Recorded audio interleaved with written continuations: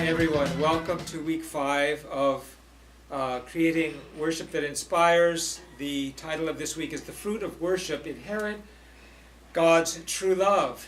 Inherit God's True Love. And I want to say at the outset that this is, especially this week, is a work in progress. Heather Tallheimer and I are really striving to capture the real meaning for worship of this inherent piece of our purposes. And I want to thank you also on behalf of myself and Heather and all of the Love and Life Ministries for participating in this course. I hope you do get a lot out of it. Okay, presentation 1 is Worship Embodies the Life Path. Inspire, empower, connect, and contribute is our giving back to God. By doing inspire, empower, connect, contribute, we are returning something to God. We're returning ourselves to God, our community to God. And by doing so, we make a foundation for God to give more back to us. That is how we inherit the true love of God. For Christians, worship has always been an open-hearted response to the incredible love and grace of God. So we're responding to God, and then God pours down more love to us, that we inherit that blessing, and our lives are changed. How does this happen? When we give back to God as a community in worship, we inherit as a community. When we give back as an individual, we inherit as an individual. When we give back as a community, we inherit as a community. And a core doctrine of the divine principle is that the scope of God's inheritance, or God's blessing, or receiving the Messiah, expands. Expanding scope of the foundation for the Messiah. Page 185, the divine principle. Meaning that the foundation is made on various levels. On page 336, it refers to the course of the Christian church expanding from the Christian clan society to the Christian tribal society and eventually national and world. So the principle of restoration tells us that we need to set the foundation to receive the Messiah on the clan and tribal levels. And that is the meaning of the local church. Now then, how do we knit together my path as an individual with the life of the community? Reverend Injin Moon raises this question in her sermon on January 16th of this year, given in Washington, D.C. And I quote, "Transitioning from the tight-knit one-body platoon to integrating into the community at large and taking root and developing and becoming successful families, that is going to take a little bit more effort and possibly a different way of approaching our mission than when we were all single people.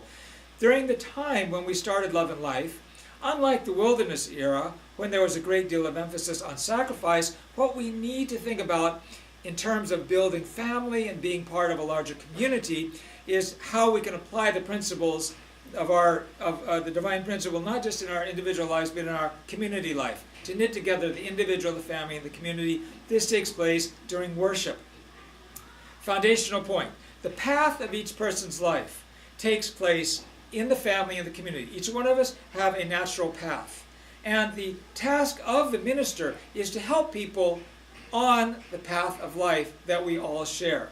So I'm going to draw some arrows here for the steps on your and my path of life.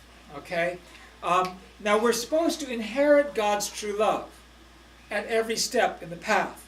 Ministry is supposed to help us move along this path of life.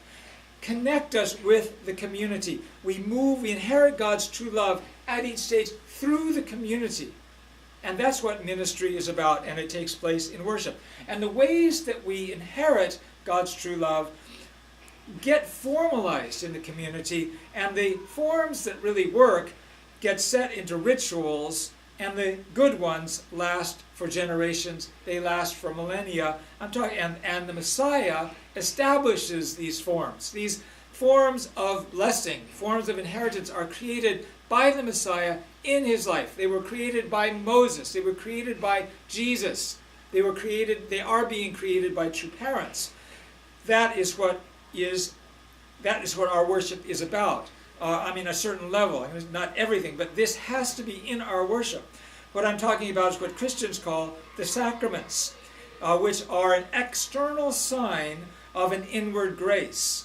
Okay, this is the inward grace. Inward things are happening to you, and there's an external sign, an external blessing, an external worship that goes, accompanies it from the pastor, from the church. The sacrament is an act with words that conveys divine meaning, and by which God claims our human life in our particular time and space. God claims our lives. God claims our community. So, inheriting the true love of God therefore connects the individual and the family with the community. A sacrament is a condition. It is a form of worship that releases God to act.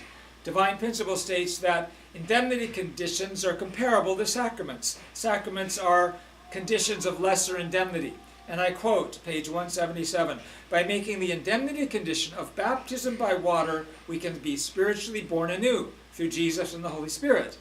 By taking a piece of bread and a cup of wine at the sacrament of Holy Communion, we receive the precious grace of partaking in Jesus' body and blood. These are examples of conditions of lesser indemnity." So we've got a tie-in between our worship, between Inspire, between sacramental conditions and the foundation of faith and substance to receive the Messiah. This is worship.